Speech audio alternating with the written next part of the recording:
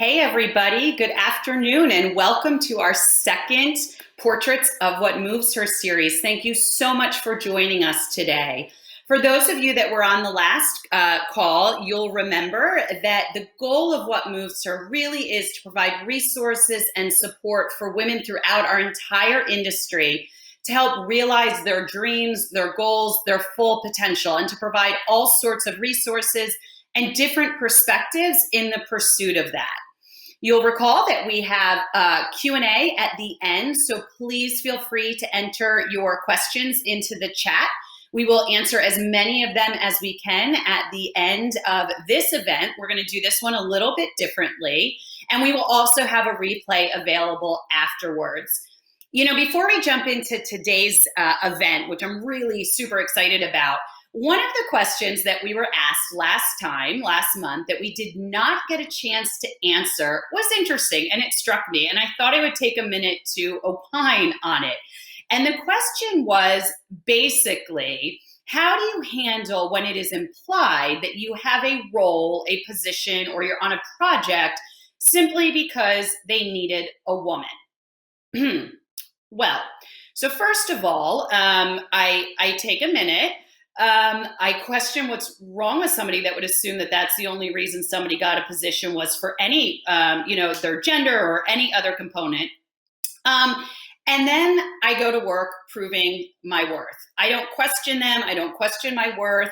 I figure that if I can do the job, I'm going to do the job. I will show them why I have the job, why I have the position, and why they don't. I honestly try not to let it bother me, because generally that to me is something that's sitting sort of inherently wrong with the perspective that somebody is looking at that role for. If you know that you are worth what your worth is, what you bring to a role, what you bring to a position. I talked last time about ignoring the voices that don't matter. I would tell you that's a voice that doesn't matter. I told someone today in our chat on the Gen Blue Facebook page, own your seat at the table. When you are given an opportunity, own it. Whatever you got, whatever you're given a role for, put in charge of, given an opportunity to do, drown out any naysayers, focus on the positive, and do the job that's in front of you. It is the best way to handle something like that. I sort of joke when I ask what's wrong with the person's perspective that's viewing that, but truly, don't focus on others. Focus on yourself, on the individual that gave you the opportunity, and do the best job you know how to do. So just some thoughts on that without trying to get too deep on that this afternoon. But, to today's focus. So the goal of the What Moves Her initiative is to provide resources and support for women in the real estate industry to develop abilities and realize your full potential. Sometimes to accomplish that, it's critical that we go outside of our own industry and gain additional perspectives. So through these Portraits of What Moves Her sessions, we're tackling topics relevant to today's current climate, which of course has provided us with some very unique obstacles. And today I am thrilled to be welcoming a very special guest that sits squarely outside of the real estate space and has incredible insights to share with all of us on obstacles she has faced as an athlete, a soldier, an advocate, and a business owner. Sally Roberts is a leader in the female wrestling world, was a national champion, competed on an Olympic level, but failed to make the Olympics. She then joined the military and served in the Middle East in special ops. When she returned home, she started a national organization focused on female empowerment, Wrestle Like a Girl. We are so thrilled to have with us today, and we welcome Sally Roberts. I've been a fighter my whole life.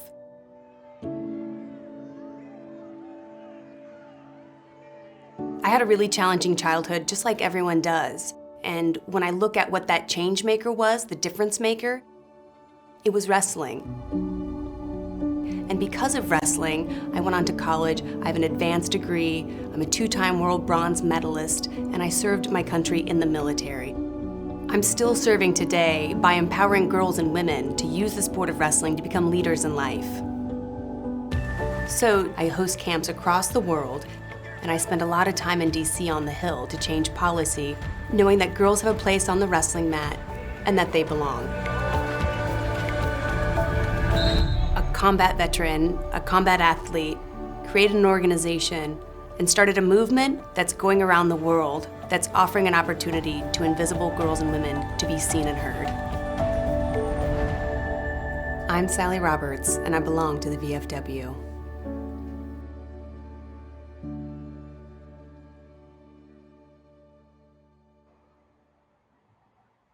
Hello, and thank you to the Coldwell Banker leadership for having me here today. It is both an honor and a privilege to be with such an incredible group of women and allies. The topic of this series is what moves me, and I get to speak about overcoming my own life's hurdles, and I'll share with you all the lessons I learned to create a more inclusive and impactful world for others. I'm an intrinsically motivated person, and what moves me are the values, beliefs, and ideals that I hold true to, and I want to share with you all where they came from. They're those fundamental driving factors that were cemented by the hurdles I faced when I was growing up, in my experiences as an athlete, and in my career. As a woman, and as a leader, we have to make distinct and calculated decisions about life, and we make those decisions based off of previous experiences, knowledge gained, and input from the world around us. A bit about my history. I'm the youngest of 3 kids, and we were raised by a mother who faced rejection, job loss, and various levels of insecurity at nearly every turn. She was uncomfortable standing on her own 2 feet because as she was finally making it, she often got the rug swept out from underneath her. To compensate, she found security in relationships that did not fully serve her, meet her needs, or the needs of her kids. Because of my challenging home life, I would go out after school, shoplift, break into houses. I got into so many fights and I got arrested so many times that I was told by a juvenile detention officer if I didn't find an after-school activity, I was looking at facing and going to juvenile detention.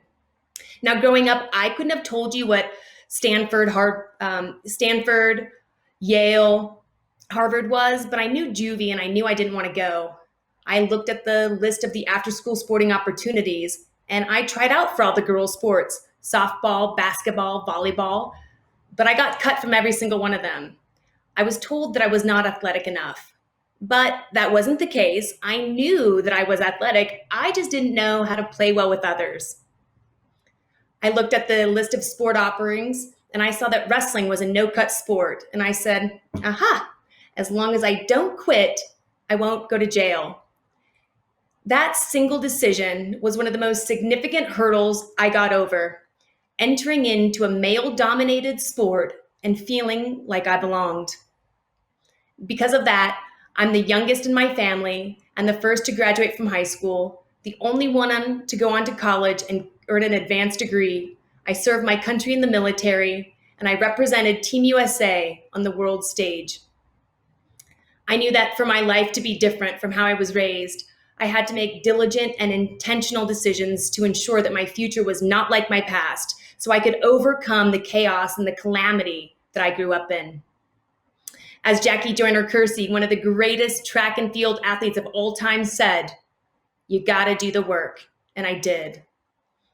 What moves me is knowing my value in a world that tries to dictate what they want us as women, daughters, mothers, and business professionals to be. What moves me is courage. An obstacle I faced was finding my own courage. When I started out in life, I felt like I had giraffe legs, unsteady and unbalanced. I often leaned on people for comfort and support because I didn't know what I was capable of. But I found my courage in a war zone. I found it in Afghanistan. I had many jobs while I was deployed, and one of them was to go outside the wire and collect atmospherics. I was paired up with a female interpreter and went out with another special operations group, the Pathfinders. It was me and my female interpreter who walked alongside these men to various key leader engagements. My job was to speak to the women, and asked them if they knew of any Taliban in the area, if they saw any bomb-making material that could be used for an IED, an improvised explosive device, or anything that could be a threat to coalition forces. For me to do this, I had to isolate the women because they were not allowed to speak to me in the presence of men. We would go behind buildings where I could talk to the women, but it was more than just talking. I had to take my helmet off, I had to drop my weapon, and I had to look at them, and I had a very short amount of time to build rapport by winning over their hearts and minds. One of the things that I was not prepared for was the reaction of the little girls. Here I was, a woman, walking alongside men in a leadership position, and they had seen nothing like that before. One of the pieces that struck me was that the Afghan girls were just like American girls until they hit puberty. They ran around playing stick games, covered in dirt, and laughing. They would be so enamored with me. They would follow along our patrol and came up to me touching their thumb to my thumb, equivalent to an American high five. And I knew that as I got older, their freedoms would be restricted, and for many of them, their human rights violated. I wanted to share with those girls all the education I had. I wanted to help, and I want to help girls. And when I came back to the US, I had the idea that I would create an organization, but I wasn't sure what I wanted to do or what I wanted it to be called. Then I remembered there's a saying, bloom where you're planted. I was planted in the sport of wrestling, and I knew that I could help girls all over the world with the right business model. My bravery and finding my courage led me to founding Wrestle Like a Girl, because if they can see it, they can be it. Our mission is to empower girls and women using the sport of wrestling to become leaders in life. Though I didn't know everything about running a business, I knew I owed it to myself and all of the girls that I represent to be bold, brave, and audacious. I knew that if I didn't raise my hand and be a voice, they would remain voiceless. Representation matters, and we all owe it to the next generations to show up for them with whatever skills, talents, and abilities we can bring to bear. An interesting thing was that I didn't actually want to found the organization. I looked at my peers and I identified various women wrestlers who were better positioned to lead. In fact, I called them and I said, this needs to happen and you need to do it. They all said no, they all declined. So I sat on my couch and I said, if not me, then who? I talked myself into it because it was just an advocacy organization. I was only going to be talking to people and making a case for support for the inclusion of girls and women in the sport of wrestling. 4 years later, I had a realization, and it terrified me. I got on the phone with my co-founder and chief operations officer, Amy. In a bewildered frenzy, I started out, Amy, we're running a business. What started out as an advocacy organization became a business. I laid on the floor having a near panic attack because I was pushing so hard that I forgot to look around me. I had gotten so far outside of my comfort zone that I couldn't breathe. And just like any good partner does, she looked at me and said, don't worry, we're not going to fail. We got this. I never thought of myself as a businesswoman. I thought of myself as an athlete that had things to say, girls to defend, and a mission to push. And now, here I am, alongside Amy, flanked by a solid team of supporters and champions, a businesswoman who is also an athlete. We have to be courageous because the world needs us. The journey of 1,000 miles starts with one step, overcoming one hurdle after the other while being brave and courageous. What moves me is creating a space for people to thrive. Along my journey, I saw barriers, limitations, hindrances all around me, and not just for me, for many, many other people. A leadership challenge that became an opportunity was forcing myself to view my staff and my colleagues through their lens, through their purview, and meeting them where they were at. At Wrestle Like a Girl, we sit at the nexus of wrestling, gender equality, and human rights. In addition to all of our other partners, we work with the U.S. Department of State for their sport diplomacy program in Women Win. We had a great opportunity to travel to Pakistan and support a gender-based violence initiative working with marginalized women and girls. I presented this opportunity to my team and not one person jumped. I was completely flabbergasted. There was an opportunity for a life-changing experience, and the bulk of my team said they were not interested at all. Well, it's not to say that they weren't interested. It's better to say that they were at a different season of their life. The thrill of such an opportunity was no longer for them. Many wanted to be at home with their families, sleeping in their own bed. They wanted to shower. They didn't want to have food poisoning. They didn't want to travel in an up-armored vehicle with a security detail because the threat was so high. I literally couldn't believe that not everyone was jumping at this chance. But it taught me an important lesson. I had to listen to what people were actually saying instead of what I thought they were saying or what I had wanted or hoped they would say. Taylor Bacher, a 2004 Olympian and one of the founding board members for Wrestle Like a Girl, was the brave soul who opted to go on the all-expenses-paid vacation with the Department of State to Pakistan. And for her, that was world-changing. From that one trip, her passion towards gender equality and human rights got ignited, and she now is in the Sports and Entertainment Impact Collective program at Johns Hopkins University on full scholarship. What moves me is watching other women be and feel empowered. We can all point to times in our own lives where we felt without a voice, without a seat at the table, and not feeling valued and many of us can attribute it, if not wholly, at least in part because of our gender, race, or our religion. The hurdle that was in front of me was, if I have a dynamic group of fire-breathing women, will we be taken seriously? When we speak, will we be heard? When we write policy and propose legislation, will it be passed and implemented? When I first started Wrestle Like a Girl, I wanted a team around me I could trust. So naturally, I hired my friends. The Wrestle Like a Girl team is the resident experts on girls and women in the sport of wrestling, and they're the ones who can best articulate the why of our mission and execute it flawlessly. For one friend in particular, the first order of business was to get her under contract, and to do that, I needed her hourly rate.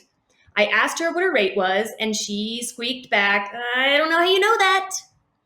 What I thought was going to be an easy meeting turned into an emotional conversation discussing value and worth. My friend told me that she had never been paid for her work before because it didn't have value for others. She had never been paid for her work before because it did not have value for others. Clearly, that wasn't the case. But she felt obligated to do the work because if not, she believed she would have failed those girls because there would have been no educational pipeline, services, or voice specifically for them or to them. I took this all in and I gave her a homework assignment. We created a formula to determine her hourly rate. She did the exercise and came back the next day, and she said the most crazy thing. She said, "The number that came back on the other side of this formula is really high, and I want to make it more digestible for you." She worked out an hourly compensation rate, wrote it down, put it on a piece of paper, and slid it towards me. With the number on the paper, I looked back at her, I put the paper back down and slid it back towards her. I told her she was already worthy of a raise. She needed to go home and sit with the fact that she was a world medalist, has a master's degree, and is the subject matter expert for the topic at hand. She needs to give herself a raise. She went home and did her own personal work of learning her value and worth, realizing that she was in fact worthy of getting paid for her knowledge, skills, and abilities. The financial compensation she would be receiving reflected 22 years of experience, and that's what I'm paying her for. Empowered women empower women. In 2019, at the ESPN Women's Summit, I met 3 female football sports broadcasters. They said, on the panel, "We absolutely got this job because we were women. The female voice was missing in this space, and the fans, many of them women, They wanted to hear us. And they came out and said, we openly acknowledge we got these positions because we had to fill diversity quotas. And they said very clearly, we may have gotten the job because we're women, we may have gotten the job because we're minorities, but what keeps us in these seats year after year is our competence. What they didn't know was that 2 days earlier, I had gotten a phone call from our international federation, United World Wrestling, and they said, hey, it's 2019 and we need a female color commentator for the World Championships for the women's bouts. I said yes immediately. The secret is I actually was wrestling whenever they were commentating. I didn't know what a color commentator was. I just knew that if they were asking me, they were clearly in search for someone. And I know that people don't go on to the proverbial next best person. They're usually going to go and call and ask their friend. So I said yes. I reached out to my friend Julie Foudy and said, Julie Foudy, I need help. I'm going to be a color commentator and I don't actually know what a commentator is, much less how to make it colorful. And she said, when in doubt, tell them why. So what I ask you is, how can you support and elevate the sisters around you? How can you support and foster their education and confidence and their competence so that they can remain in those seats sitting at the table? What moves me is championing myself and others. In 2002, it was announced by the International Olympic Committee that women's wrestling would be an official sport in the 2004 Olympic Games in Athens, Greece. Following this news, USA Wrestling, the national governing body of sport, opened up the U.S. Olympic Training Center in Colorado Springs, Colorado, to new women's wrestling resident athletes. The women's national team coach, Terry Steiner, he put out the qualifications, and I barely met any of them. My style of wrestling is more like fighting and less like technique, which translated into a subpar win-loss record at best. Despite this, I recall walking up to Terry at a tournament, which I lost, saying, if you let me in, I promise I'm going to make you proud. He had no reason to believe me. He had no reason to believe any of it, but he took a chance on me. He said, you have 6 months to prove yourself that you belong here. At that point in my life, I was in college because it offered me an education, but also, and to me, more importantly, it gave me housing. In high school, after my mother divorced her third husband, the circumstances were such that I found myself living in my car and I never wanted to go back home and I never wanted to go back feeling unstable. I craved stability. The opportunity to live and train at the Olympic Training Center, where all I needed to do was to wrestle and win, that was the opportunity of a lifetime and I refused to pass it by. A challenge I faced was that when I got to the training center, all of my peers were so much farther ahead than me. But that challenge was also an opportunity. There's a saying in our wrestling room, success isn't a result of spontaneous combustion. You have to set yourself on fire. And I became a flame.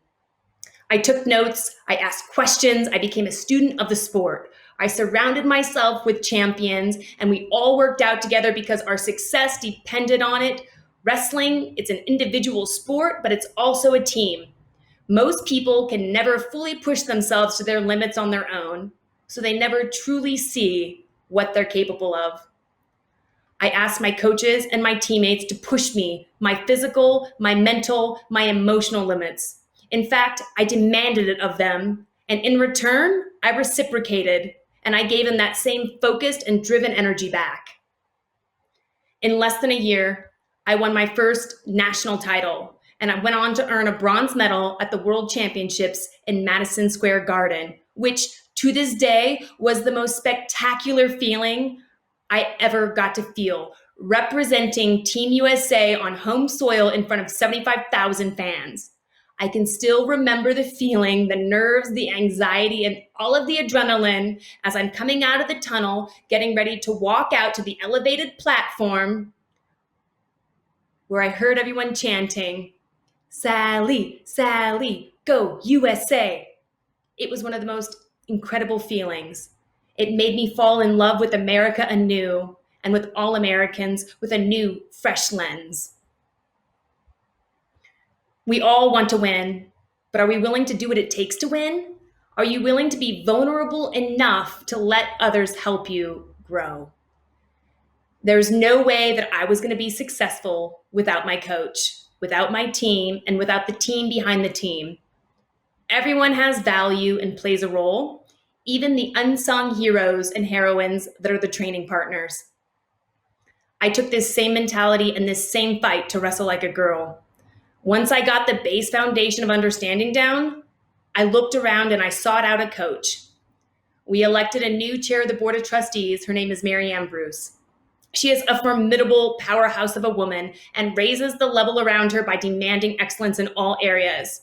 She was named one of the top 25 women in banking and is an independent corporate director, meaning organizations actually pay her to sit on their corporate boards. And here I was asking her to not only sit on the board for Wrestle Like a Girl, but she also had to pay to sit there. Little did we know that right after her election, there would be a global pandemic leading to a postponement of the Tokyo Olympic Games, the cancellation of all of our in-person programming, which is the main source of revenue generation for us, and a large majority of the athlete constituent base and their families would be facing unemployment. We had to work together to reimagine how we could be of service in this new landscape. And I've never been more thankful for her wisdom, leadership, and advice. But let me be clear, she was not easy on us. She demands excellence. We had a Wrestle Like a Girl leadership meeting with her, and we got, in the military, you would say, hemmed up. She looked at us, she gave us the feedback, and all of us, stoic-faced and unblinking, all we did was simple head nods. When the meeting concluded and she was no longer in the room, we all looked at each other and big smiles broke across our faces because we had a champion that had given us clear orders on a way forward while demanding excellence. We, as athletes, as women, as leaders, we knew exactly what to do with this. Wrestle Like a Girl is stronger now than before the pandemic hit. So be thankful for the people who give you the critical feedback and demand excellence. Allowing yourself to let your walls down, to take the message in that they're delivering however they present it. Those people care, and your brand, your mission will all get better because of it. What moves me is being female and allies first. Women at large face hurdles of proving their intelligence, their dedication, value, worth. Wrestle Like a Girl is proof of concept that women and men allies can flourish when working together. Congressman Mark Wayne Mullen out of Oklahoma is the chair of the Congressional Wrestling Caucus. He championed a bipartisan breakfast on Capitol Hill titled Empowering Girls to Lead Through Sport. That breakfast hosted over 14 legislators from across the U.S., and all have become champions of Wrestle Like a Girl. All of this during a time with intense political division. We convened a gathering and found common ground. Ruth Bader Ginsburg said, "Fight for what you love, but do it in such a way that you can get others to join you." What are you fighting for, and how are you getting others to join you?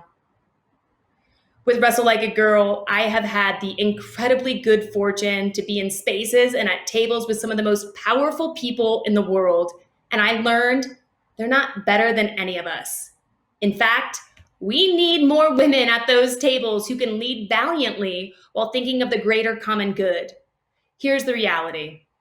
Women often need to feel 70% qualified before they apply for a job, while their male counterparts need to feel only 30% qualified. That means women are not applying for jobs even though they know the material and are qualified, which often means they'll find themselves working under people who they know more than. And another thing, if women are bold enough to apply for a position and they don't get it, they're more likely to not reapply and start self-selecting out of future opportunities. That means they pass up opportunities. And the world needs women to continue to climb and take those leadership positions. But listen to what I just said. I met and spoke to leaders who sit at some of the most powerful tables in the world, and they are not better than us. They are people who, like us, are messy, flawed humans that continue on despite obstacles and challenges. They may have risen through the ranks, known someone who got them a job, had a sponsor open the door, or they could have been nominated for the position. But they're not celestial beings who are all powerful. Women, please be brave. Take the job, sponsor and mentor other women, and take the leap of faith, because the only limits that we put on ourselves are the ones in our mind. Men, our allies, continue opening the door. You are helping us to reach higher and higher levels, new limits. In fact, I had a great lunch with Christine Lagarde, former chair of the International Monetary Fund and current president of the European Central Bank. In 2019, Forbes ranked her number 2 on its world's 100 most powerful women list. She took the job at the IMF when the world was in extreme financial challenges. She didn't inherit sunshine and rainbows. She inherited a problem that needed to be solved for the sake of humanity. Her appointment came amid the intensification of the European sovereign debt crisis, especially in Greece, with those fears looming of loan defaults. She jokingly said, with a hint of seriousness, "All of the messy jobs have been cleaned up by women. So when in doubt, stick to what you're good at and clean up the messes." We all have the capacity to think critically of the common good and for the betterment of the world. And if we don't take the hard, messy jobs, history has shown us more times than not, the problem will remain. What moves me is building up my female leaders. A challenge that is pervasive across all sectors is that women, qualified candidates, face glass ceilings for no other reason than because of their gender and the perceived limitations within their skill sets. We as women must build and lift each other up. We cannot always expect others to reach out, so we must also do the work of reaching in. What moves me is knowing that the world needs strong female leaders who have integrity, are compassionate, they can build bridges, they can defend their space, their voice, and their bodies. We need to know without a doubt what our agenda is, what matters to us most, and we must fiercely defend our space. And I saw that when we do that, unequivocally, with emotional intelligence, people respect us more for the leaders that we are. I regularly attend the United Nations Women's Conference that's held in New York City. You normally get one pass, and I thought, why only one pass? That means only one person can go, which limits me from bringing a sister along. The following year, I said I would be traveling with a companion and I needed another entry, please. And without question, I got approved to bring a guest. And that opportunity to bring a girl along was life-changing. I brought a young girl named Olivia Rondeau, who will be a future leader who has a big heart, big dreams, and a big action plan on how to make the world a better place. She saw her dream of being a change maker come to fruition because I sponsored her and brought her along. Alone, we can go farther, but together, alone we can go faster, but together we can go farther. In the military, I learned coming in first, but leaving a teammate or a team behind, that's not winning. We need to champion the next generations to help open doors for them. We need to mentor them, and just as importantly, we need to sponsor them. They need to see role models they can emulate so they can see themselves in leadership positions while sponsoring and supporting others. What moves me is living without my limits. A hurdle I overcame was failure in making the 2008 Olympic team, and it was one of the most devastating losses in my life. After that loss, I looked in the mirror and I saw second in the nation, and I wept. I fell into a depression, and I knew that I had to change my physical space to change my mental space. I decided to do what any depressed, emotionally distraught woman does. I went to the nearest Army recruiter and asked for the toughest job a woman could have right off the street. He looked at me and said, "Have I got a job for you?" And with that, my journey into the Army began. I enlisted into the military, and as soon as I was able to, I volunteered for deployment to Afghanistan. While I was deployed, I had many jobs, one of which was to interview the women who made up the female engagement teams. Because of the rank on my chest, which was often lower than those that I was interviewing, they gave me limited answers and responses. At that time, in 2012, 2013, the Obama administration was they were implementing a troop drawdown, and they were backfilling those service member spaces with contractors. I made the decision to go online to North Face because they delivered to my forward operating base, and I ordered contractor-style clothing. When it arrived, I took my military uniform off and I put my North Face contractor clothing on. Because of the nature of my job, I had to fly on helicopters to different forward operating bases up and down the Regional Command East, and I was faced with a challenge. How was I supposed to present myself? I made the decision to walk boldly up to the flight line and say with confidence, "I need on that next bird." Because of the way I carried myself, my tone of voice, and the clothes that I wore, I never once got questioned. They all made the assumption I was working for an agency, and I never went out of my way to correct them. When I arrived at my designated landing zone, I met with women who I needed to interview, and unlike before, they became open books, answering all of my questions and then some. This taught me a critically important life lesson. The way that we carry ourselves influences how people respond to us, and reaffirms to me the most important thing a woman can wear is confidence. My journey to confidence happened because I failed, but I failed forward, and I learned from it. What are the areas in your life where you have failed, and how can you reframe that narrative so that you too can fail forward? We have to get comfortable with being uncomfortable. Change does not happen in a vacuum. We need to put our feet in the fire and dance in the flames. We have to be real with what it is that we don't know and either stay in our lane or train our weaknesses to become less weak and our strengths to become stronger. What moves me is owning my awesome. I had to overcome the obstacle of being perceived as an egotistical person for owning my awesome. While working in DC, I had about 30 seconds to tell people why they needed to talk to me and why I was worth their time. I came up with a 3-line resume that I could share with people. Hello, my name's Sally Roberts. I'm a 2-time world bronze medalist in women's wrestling, a combat veteran in special operations, and the founder and CEO of Wrestle Like a Girl. What's your 3-line resume? What makes you stand apart from others? You need to tell people. They need to know, and just as importantly, you have to tell yourself, because we all need reminders that we are awesome.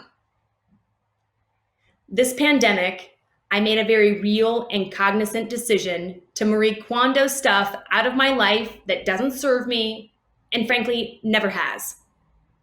I'm also redoubling down on my efforts to make my weaknesses less weak and my strengths stronger. And along the way, I'm going to be an unapologetic advocate for myself and for others.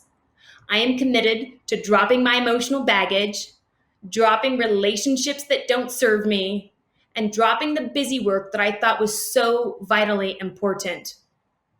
I am committed to reclaiming my time for me, including exercise, family, friends, and the truly meaningful work that advances the mission of Wrestle Like a Girl. In closing, I want to remind all of you of a quote by Mr. Viktor Frankl, a psychologist who wrote Man's Search for Meaning. Between stimulus and response, there is a space. And in that space is our power to choose our response. And in our response lies our growth and our freedom. Times are so hard right now, but be thankful for your hurdles. The hurdles are what let me, someone like me, catch up to others. When they got tired, I kept going. When they lost their passion, mine got reignited. And when they lost focus, I was able to hone mine in. Be thankful for your hurdles. Create the life you want and own your awesome. Thank you. Okay, I had to mute while you were speaking, Sally, because I was sitting here like I was laughing. I was like, yes, right? I was getting texts from people like, this is just what I needed. This is amazing. So I apologize that I was muted. You know, I spoke to you before. I've read about you and listened to some of your passion for helping others become more, right? Whatever that is to them is amazing and so inspiring. And I have taken legit pages of notes of just quotables from you. So this, I think, is what so many people needed today. I also laughed that you gave such a better answer about like why, like who cares if you were chosen because you're a woman, because you articulated it so much better. You keep it because of your competence, right? Like take the opportunity, maintain it because of the competence. I love that. That's so amazing. And set yourself on fire and own your awesome. There's so much. It was amazing. So we do have a lot of questions and a lot of really good feedback that came in. So a couple questions I'm just going to start with, and we'll just go from there. What is the best advice you received along the way that impacted the way you approach male-dominated spaces, and from whom? When I was in Afghanistan, I had a really fortunate opportunity to meet a Navy SEAL, and he was a Master Chief. So he held a lot of rank. But if you saw him walking around, he looked like a sailor from Maine because he had this long beard, which clearly classified him in a whole nother world of what he did for his job. And I went up to him and I said, if there's one advice that you could give me, what would it be? And he said, when given the opportunity between two choices, always take the harder road.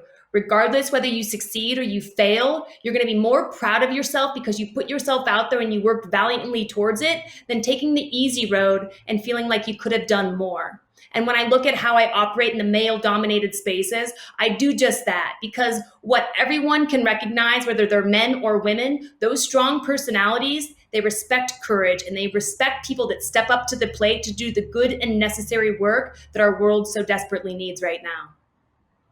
That is awesome. Take the harder path. I think that's great. It's so true, right? It's so much easier to do the other, but you're left wanting sometimes, you know, and I think you learn more, even as you said, from failure, right? Some of your best accomplishments and next steps have come from that harder path that maybe didn't end the way you wanted it to.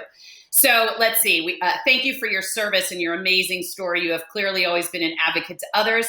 So a question came in is, how did you learn to advocate for yourself, to embrace your strengths and weaknesses with confidence, to grow personally and into such big roles? I think that's a great question. How do you learn to do that, to advocate for yourself?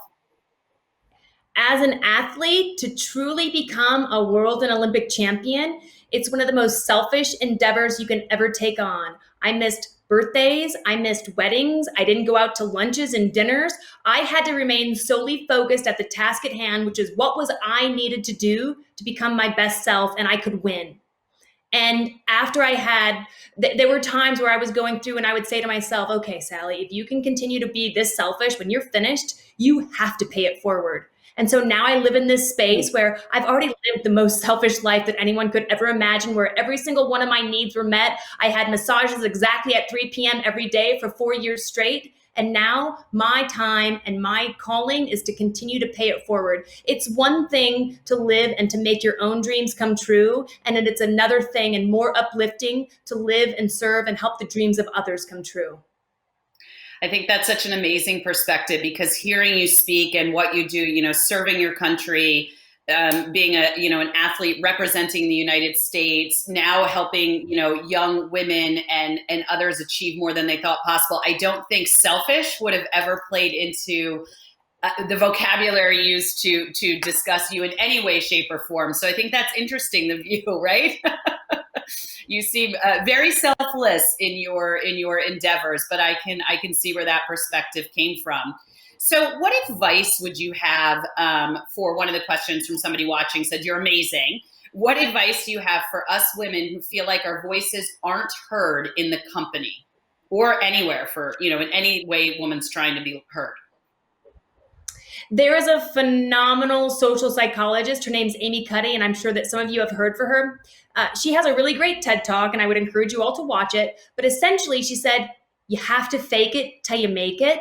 And one of the things that she did that really resonated with me was that she said that before you would go into a boardroom or you would go into a job interview, you have to stand in front of the mirror in the Superwoman pose and tell yourself things that are strong and powerful and empowering. And if we're starting to feel uncertain, unlevel, if we're not feeling strong in our space, we have to remind ourselves just truly how badass we are, because there's no way that we would have tripped and stumbled and made it this far in life if we didn't have the capacity and the capabilities within us. So we just need a reminder, stand in front of the mirror, Superwoman pose, and go through the mantra of your 3-line resume of what makes you awesome. That is so awesome. Stand in the Superman pose. And I think, the comment or Superwoman pose, right? So the idea of we didn't trip and fall into where we are, I think that's applicable no matter where you are, right? Whether you're in your first job, whether you're in your second, whether as realtors listening, you've had your first closing or your 250th and you're thinking about going to the next level. We didn't get there by accident. Whatever we've achieved has taken some doing, right? At some point, and we should own that and be sort of cognizant of that, right? And take pride in what we've done and what we've learned and hurdles we've overcome along the way. Yeah, I think that's absolutely. Yeah, go on. Absolutely. One of the best learning lessons that I had was it happened on accident. There is a famous rapper named Eminem, and there was one point during the movie 8 Mile, we had to get up on stage and he had to get into a rap battle.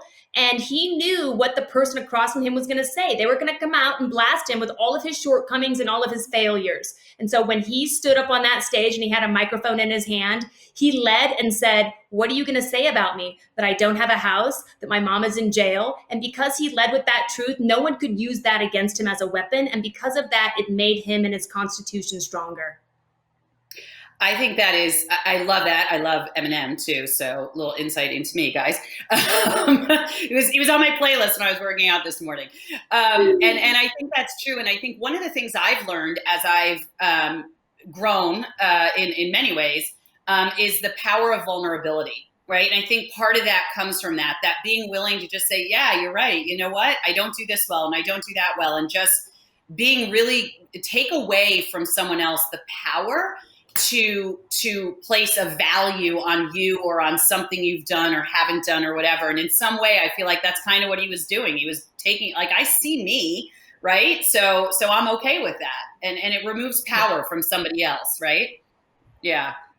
So one of the questions that came in was, you're so inspiring. Thank you for sharing about your humble start and childhood challenges. Sometimes women think they can't succeed if they haven't led that path from a very young age, but it's never too late. Would you agree? I think you're spending a lot of time working with young women and young girls and others, but there's a multitude of generations listening right now, both men and women, and it isn't too late to take a path or charge a journey, would you say? That's exactly right. We owe it to ourselves to write down what our dreams are, create our dream board, and maybe we do it one step at a time, or maybe we reach out and grab it all and trying to do it all at once because we're so passionate, but we owe it to ourselves to give it a shot.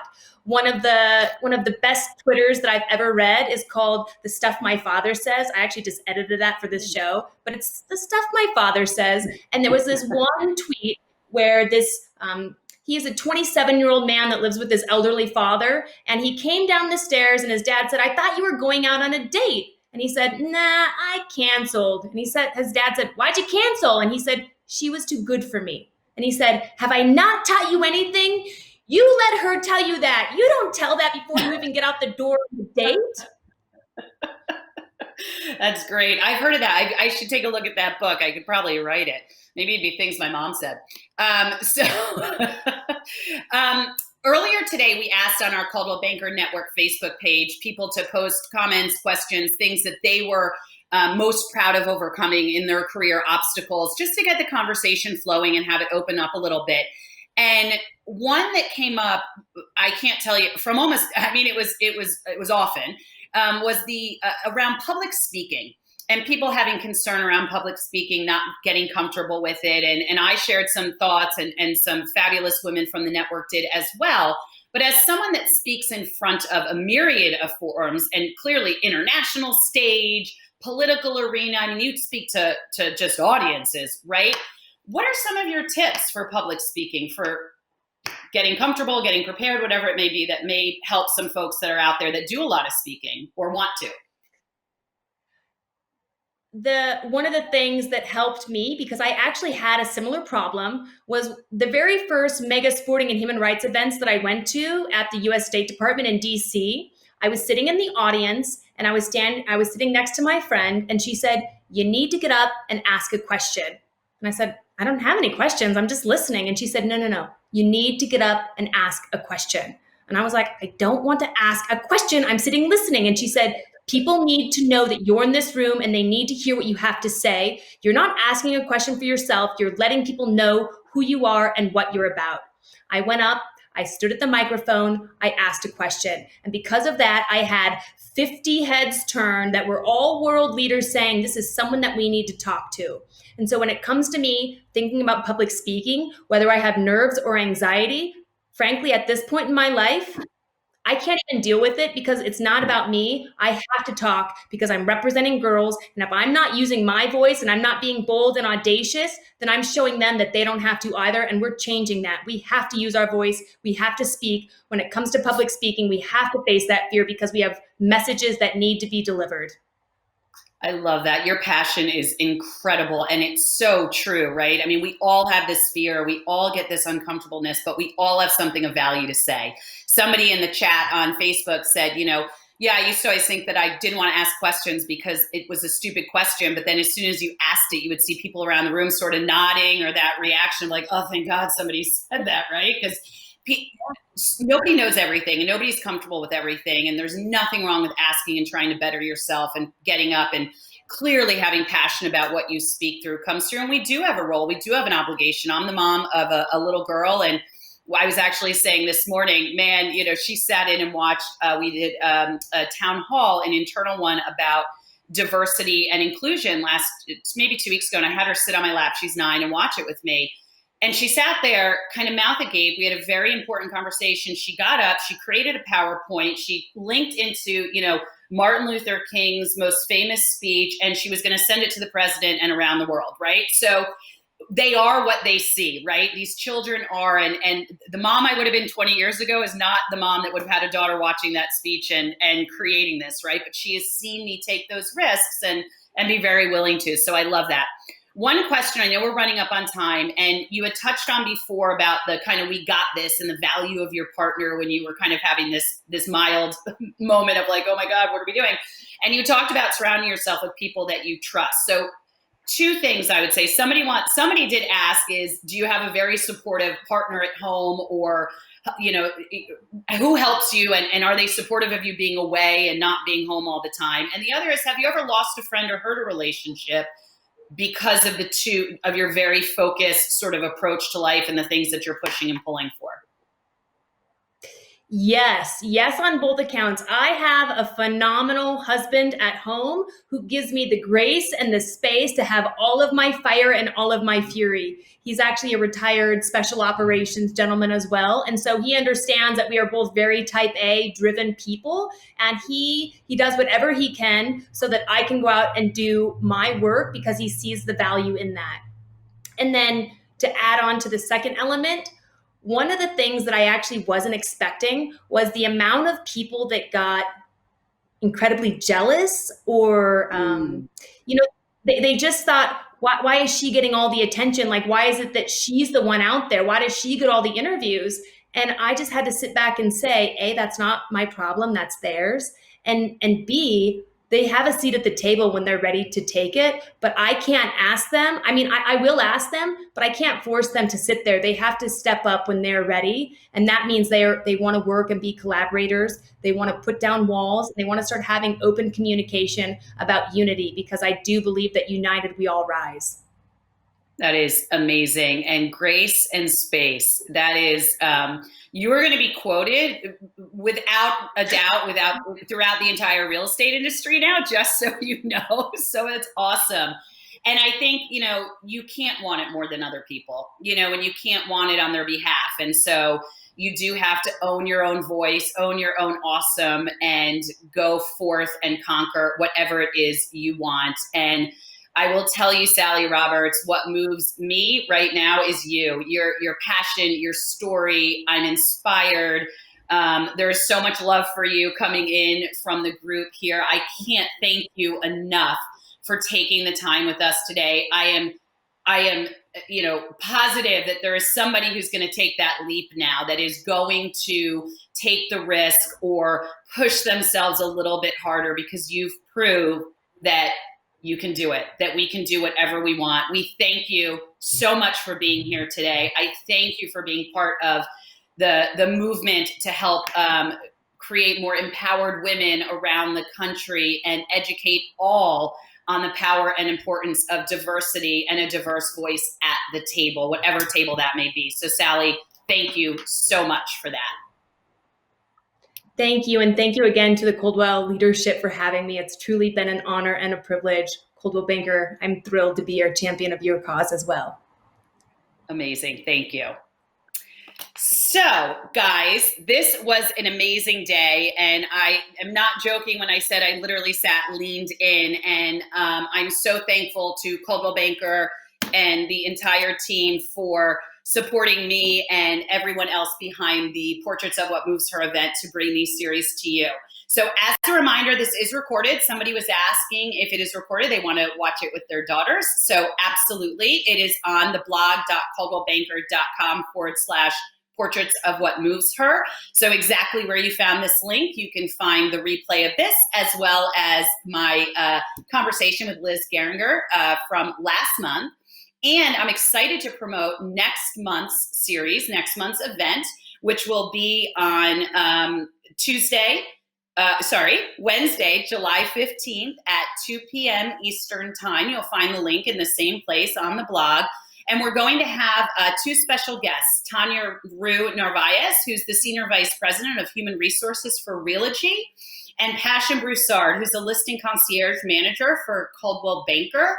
And we are so thrilled for their conversation focused on taking control of your career, empathy, and diversity. So thank you all so much for tuning in today. I hope you found it as inspiring as I did, and I feel ready to kind of take on the world. I hope you do too. Thank you again to Sally, and we'll see you all next month.